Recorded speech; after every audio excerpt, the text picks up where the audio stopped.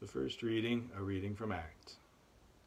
When the day of Pentecost had come, the apostles were all together in one place, and suddenly from heaven there came a sound like the rush of violent wind, and it filled the entire house where they were sitting.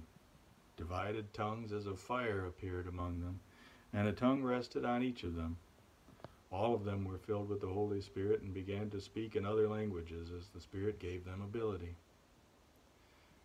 Now there were devout Jews from every nation under heaven living in Jerusalem.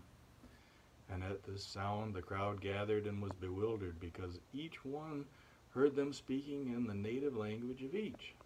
Amazed and astonished, they asked, "Are not all these who are speaking Galileans? And how is it that we hear, each of us, in our own native language? Parthians, Medes, Elamites, and residents of Mesopotamia, Judea, and Cappadocia, Pontus and Asia, Phrygia and Pamphylia, Egypt, and the parts of Libya belonging to Cyrene, and visitors from Rome, both Jews and proselytes, Cretans and Arabs, and our own languages we hear them speaking about God's deeds and powers."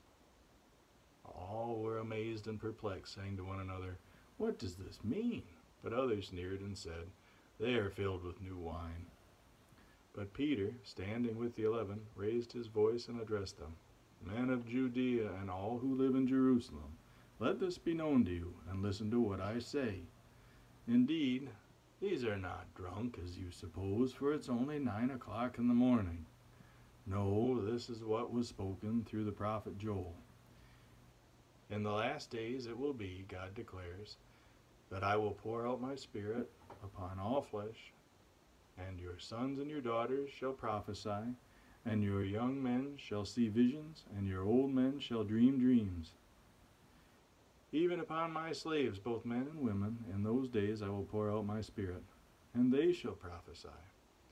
And I will show portents in the heaven above, and signs on the earth below, blood and fire and smoky mist.